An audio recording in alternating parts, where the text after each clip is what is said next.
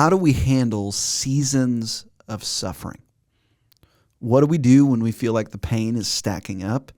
Where do we go with it? And does God even care? Today we'll talk about it.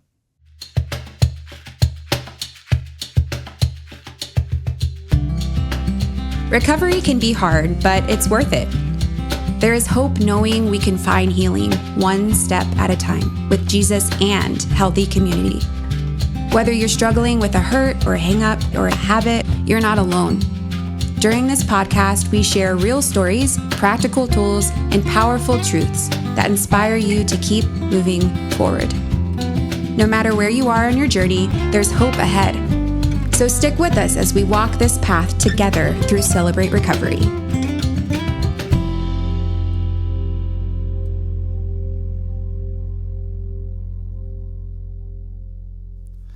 Well, hello, everyone. Welcome back to Hope in Recovery, a Fellowship Celebrate Recovery podcast where we talk recovery conversations and life change stories to help keep us moving down our road of recovery and healing as we walk closer to Jesus and to each other.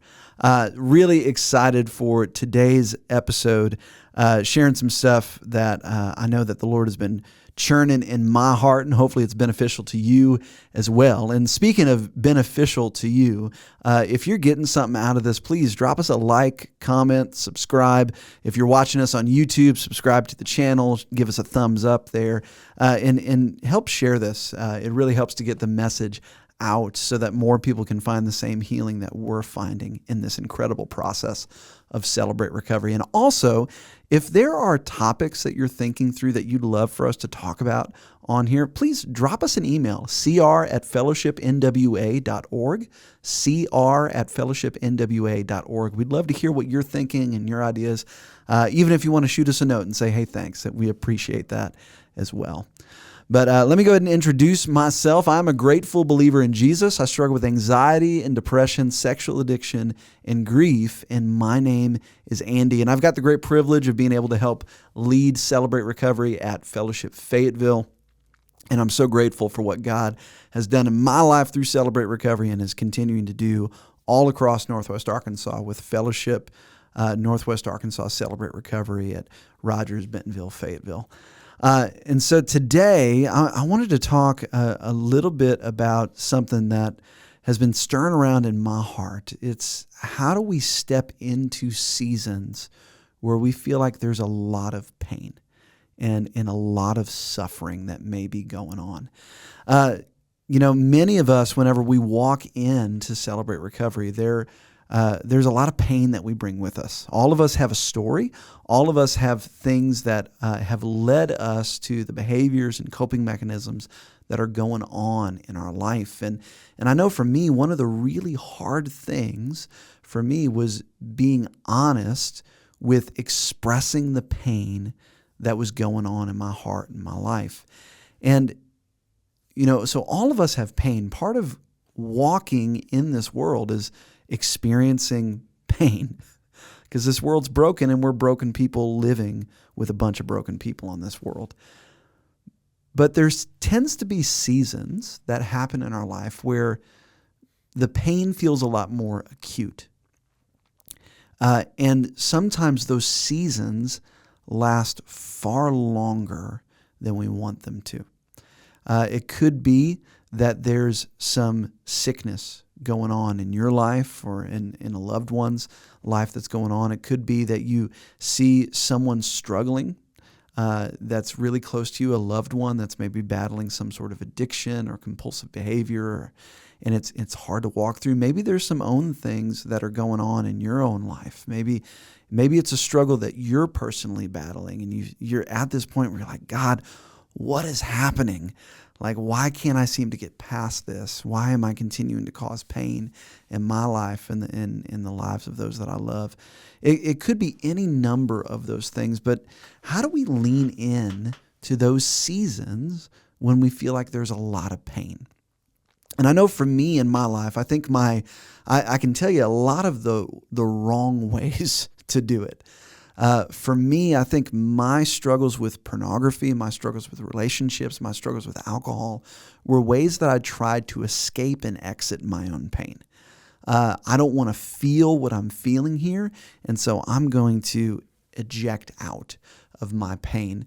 And that is never super effective in our life. And how do we deal with the pain that's going on? Well, the Bible, what I love, gives us a lot of different examples of how we can deal with the pain that's going on in our life.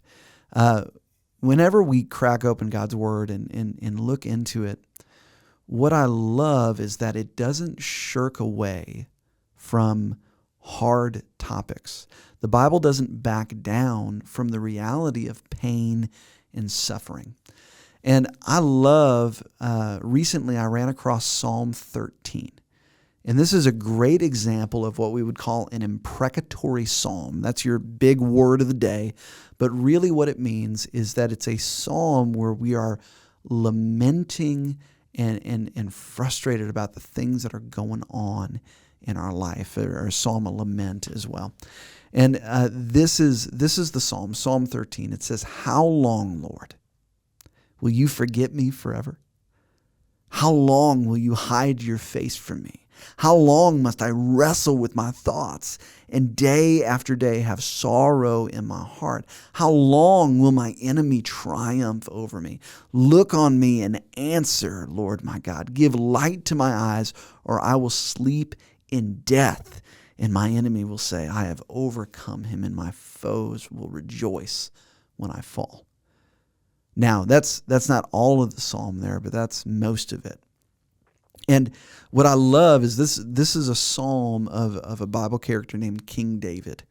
And this is a prayer that he has towards God. And I love just the gut level honesty.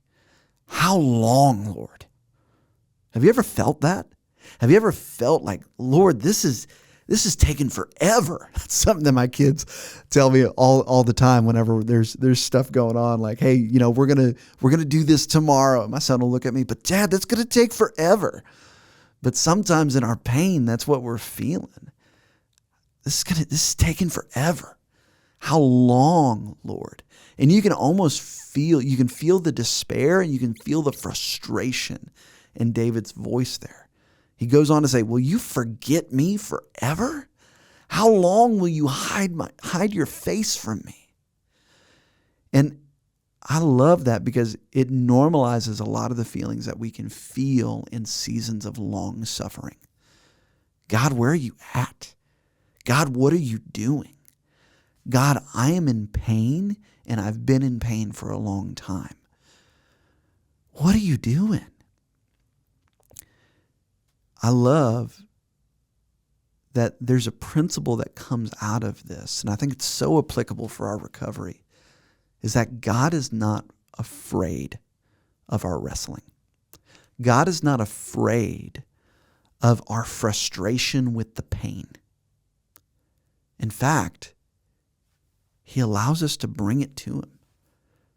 Sometimes in our pain, we can feel angry at people that are hurting us or diseases that are hurting us. Sometimes we don't have a face or a name or an object to direct that frustration at, and sometimes we direct it at God.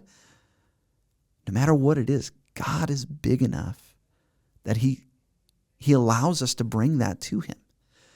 We can look to God and go, God, how long? Are you going to forget me forever? Where are you at? What are you doing?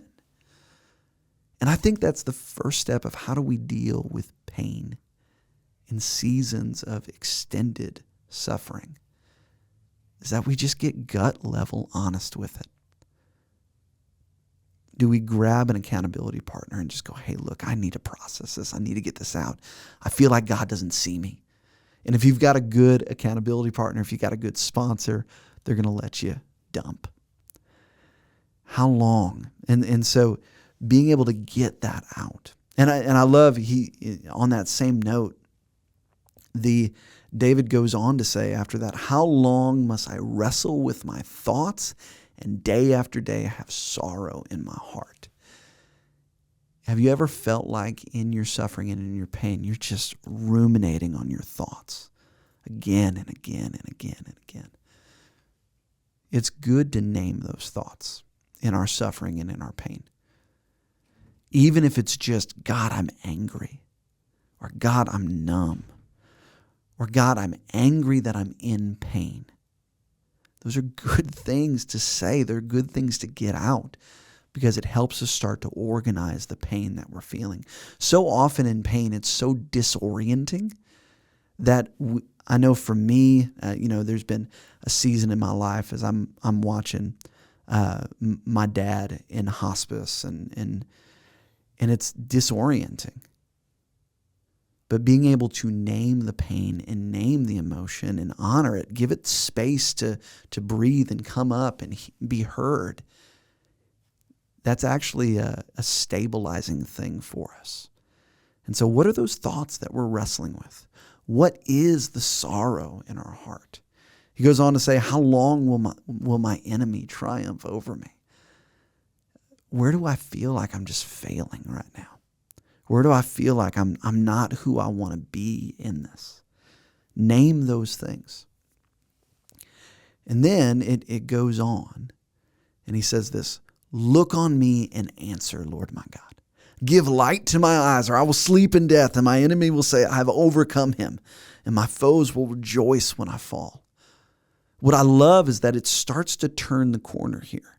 And I think in our sorrow, it's so important that, yes, we need to be honest with the pain and the anger and the sorrow, but we don't just bring the sorrow up just for the sorrow's sake.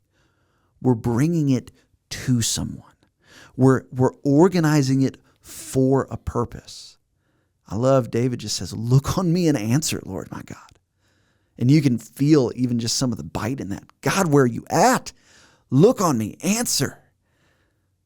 But that's what we're doing with our pain, is going, God, speak to me in this. And I think an important thing, just zooming out a little bit, is that it's important to do this initially, but sometimes in grief and sorrow and suffering, we do this as a daily practice. It gives us an ability to kind of grieve on a daily basis so that those things don't stay stored up. Oftentimes in my pain, there's grief, there's sadness, there's anger, all building up. And when I don't give it voice, when I don't give it the ability to be seen or heard, it's like I'm blowing up a beach ball underneath the water. And every day as I am just taking what life is throwing at me and not processing it and not organizing it, not taking it to God and go, God, this hurts. It's like I'm blowing air into that beach ball as I'm trying to hold it underwater, and I'm keeping it under the surface. And I can hold it underwater for a little while maybe there's a little bit of air in it. But eventually it gets to the point to where I can't keep it under anymore. And I hit a day where one of the waves of life hits me, and that ball pops up and it hits me in the face and everybody else that I love. And so sometimes this practice of lamenting, of being honest and giving voice to our pain, it allows us to actually grieve well. It allows us to suffer well as we bring it to God. So look on me and answer, Lord my God. And a sentence in this vein that I write down in my journal is, God, what do you want to say to me in this? God, what are you doing here? But Lord, as I'm bringing this to you, how do you view my pain, God? What do you want to say to my heart in this space? And that's a really important thing to bring up because God has a lot to say in our pain. But even if he feels like he's silent, he's still with us in it. What's great about this psalm is that David's not just shouting at the ceiling. He's having a conversation with God. The same God that is right there present with David is the same God that is right there present with us. He's not leaving us alone in there. Jesus tells us in Matthew, as he's leaving, after the crucifixion, after the resurrection, he says, "Behold, I am with you, even to the end of the age." God is with us, no matter what we're going through. So look on me and answer, Lord my God. Give light to my eyes, or I'll sleep the sleep of death. My enemy will say, I've overcome him, and my foes will rejoice when I fall. Expressing what's going on in our heart, bringing God into it, asking God to respond. I think that's one of the first basic things we do when we're encountering hard seasons of grief and sorrow and long suffering. Now, the second part, or the next part, is where we start to turn the corner. And we'll talk about that right after the break. Hey friends! A lot of people find the process of starting recovery scary because they aren't sure how to begin or what to expect. The easiest way to get started is simply to get started. Just take that next right step and go to a CR meeting. Every Friday night, we have our Celebrate Recovery meetings at Fellowship Fayetteville and Fellowship Rogers. At 6 p.m., we have a great meal for connection with other recovery brothers and sisters. Then we meet for large group at 7 p.m., followed by open share groups at 8. Same schedule on both campuses, different teachers, different worship teams, but the same great experience. We'd love for you to join us this Friday night. It's never too late to start or start over again. For more information, go to fellowshipcr.org. And we're back talking about what do we do when we're in long seasons of suffering. So we talked a little bit before, kind of using Psalm 13 kind of as a model for us. We talked about expressing what's going on. How long, Lord, will you forget me forever? What are these thoughts that I'm wrestling with day after day? Where do I feel like I failed? How's the enemy triumphing over me? God, what do you want to say to this? Lord, give me wisdom. Give light to my eyes. I need you. Expression, asking God to intervene. But then probably the most powerful thing comes as we look at the last two verses of Psalm 13. But I trust in your unfailing love. My heart rejoices in your salvation. I will sing the Lord's praise, for he has been good to me. Now, I want to lean into this part gently because I know how hard this is for me, especially in this season of my life. But I love David's example for us in this. God, how long? I feel like you're forgetting me. You're hiding your face from me. All day I'm wrestling with my thoughts. I've got sorrow in my heart. God, I need you. Answer me. I feel like if you don't, then I'm toast. But I trust in your unfailing love. That phrase right there is so loaded. But I trust. I will trust. And I think this is so important to know the character of God, the character of the God that we're praying towards. I'm reminded in Isaiah 42:3, it says this. It says, a bruised reed he will not break, and a smoldering wick he will not snuff out. And I'm bringing this up for a reason, because that passage in Isaiah 42:3, it is actually talking about Jesus. It's talking about the nature and character of the Messiah that would come and save us. Jesus, our higher power that we trust in this recovery process and in this life of following Jesus. Who is he?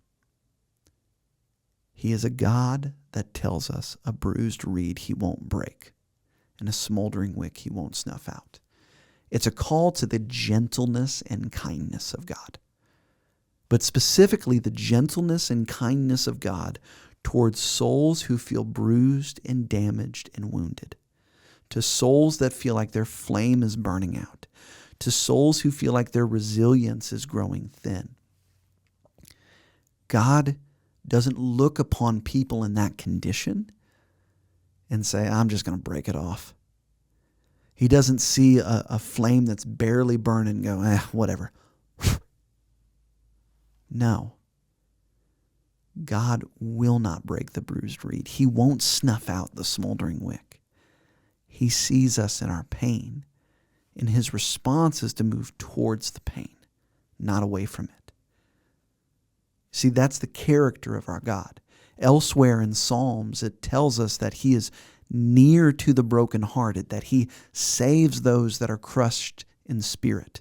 In Matthew chapter 11, verses 28, Jesus tells us, "Come to me, all of you who are weary and burdened, and I will give you rest." It tells us in Romans 5:8 that God demonstrates his own love for us in this, that while we were still sinners, Christ died for us. In the book of Romans chapter 2, it tells us that God's kindness is what leads us to repentance. When you look in Hebrews chapter 4, it tells us that because we have a great high priest, talking about Jesus, that is not unable to empathize with us in our weaknesses, but was tried in every way just like us, yet he didn't sin. Therefore, let's come to God's throne of grace with mercy, or with confidence that we can find mercy in our time of need. And that's just a few smattering of Bible verses that I've heard throughout the years. But the reality is that it paints a consistent picture across the totality of the Bible that the God that we serve, that the God in whom our recovery rests upon, is a God that moves towards pain, not away from it. It's a God that is active and present in the pain, that it's not meaningless. He's a God that sees us in our suffering, and his compassionate heart is drawn out to us. That is our God. And in fact, David in Psalm 13, where he says, "I trust your unfailing love." That unfailing love language is actually a part of the nature and character of our God too. You see, it's the word in the Hebrew, which is what the Psalms was originally written in, is this. It's a Hebrew word that is hesed. It's a type of covenant-keeping love. What does that mean? What in the world does that mean? It means that it draws out a type of love that does not break. It draws out a type of love that does not give up. It draws out a type of love that never leaves us on our own. It is the never giving up, never stopping chasing us, unending, unyielding, unbreakable love of God. When we're in seasons of long suffering and sorrow, when we feel like the pain has been great for an extended time, when we feel like we're grieving things and we don't know what to do with the pain, and it feels like the pain isn't going to stop, we have the love of God with us that truly never will stop, that never will give up, that will never yield in the face of pain. I trust in your unfailing love. That's true no matter our circumstance. And the reality is that the circumstance that is in front of us, even though it feels like it may last forever, it won't. It will come to an end. This too shall pass. And even if it goes on far longer than we want it to, we have a God that is going to go further with us. You know, one day, when all of this is over, we will spend eternity with our God. And there, ultimately, there will be no more pain. There will be no more tears. There will be no more suffering. And that's a good thing. And the reason why we can trust in that is because of the hesed, unfailing love of God. But it doesn't stop there. God, I trust in your unfailing love. For us, here's the principle. Can we allow ourselves to come back to trusting who God is in our pain? Can we remind ourselves that God is near to the brokenhearted? He does save those who are crushed in spirit. Can we trust that? Can we take that in? Can just a small part of us believe that? Or at least try to believe that? This is who God is. He is this. And then it goes on to say, my heart rejoices in your salvation. And for me, I look at that and I think to myself, God, this is hard and I feel like I don't hear you in this. God, remind me of the ways that I've rejoiced in you in the past and how you've come through. You see, God's past faithfulness is the reason for our present confidence in him. So God, where have you been faithful before? Where has my heart rejoiced in your salvation in me? Or how have you done incredible things in my life before this? And allow that to fuel gratitude. In the midst of pain, it gives us such tunnel vision towards the thing that is right in front of us. But God is doing something good today. Gratitude is so key to our recovery. It's a key part of walking through seasons of long suffering. In fact, I'm convinced that you can't walk through grief without gratitude. And so, how can you thank God today? Are you breathing? Can you walk? Can you listen to this? If it's hard to find something big you're grateful for, just keep slicing it thinner until you can find something simple and allow yourself to be grateful for that. And then the very last part of Psalm 13, I will sing the Lord's praise, for he has been good to me. Praise, worship, the reminder and the declaration that he has been good to me. His kindness is present in my life. Somehow, some way, he is here. And by the way, that's why we worship at Celebrate Recovery. One of the reasons why we worship at Celebrate Recovery is because it is in worship that we sing the praise of the Lord, even in the midst of the pain. Because what we sing together every Friday night as we get together on the Rogers campus or the Fayetteville campus is the truths about God, about how he sees us, about how he loves us, about how he enters into our pain. Worship is so important. And I know it's hard. And sometimes we don't feel like singing. But that's why it's good sometimes to be next to a brother or sister who can sing. Because maybe they can sing for me a little bit tonight. So all of that. I know we've talked about a lot. And I also know just on this, as we're talking through this, there's people that are listening to this right now that maybe you're in a season of long suffering. Maybe you're in a season of sorrow. I know I am. Can I just encourage you with this? Even though it's hard to see him, even though it may be hard to trust it, God is with you. God does see you. God does care about your pain. You don't have to run from it. You don't have to hide from it. You can bring it to him. Bring your anger, bring your sadness, bring your mourning, bring your grief. Lay it at his feet. He's big enough to hold it. And he actually tells us in the book of Matthew, blessed are those who mourn. Why? For they will be comforted. Bring those things to him. And then, if it's hard for you to get yourself to those places, get around other brothers and sisters that can walk with you in that spot. Every week at Celebrate Recovery, we've got people that would love to walk with you, that would love to help you find healing and wholeness.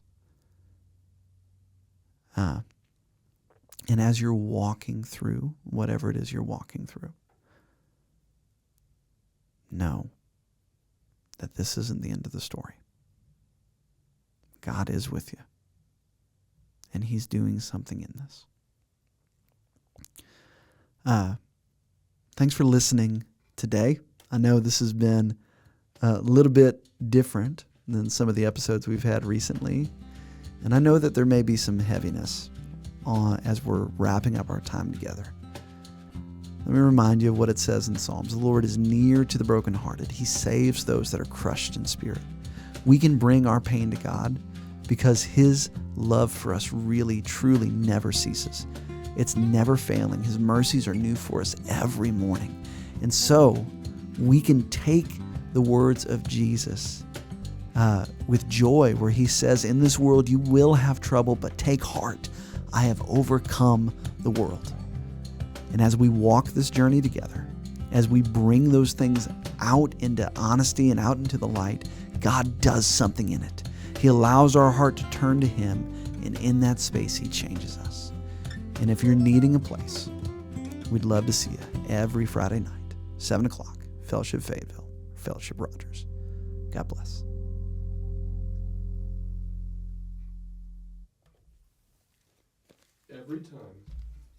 Every time you said pain,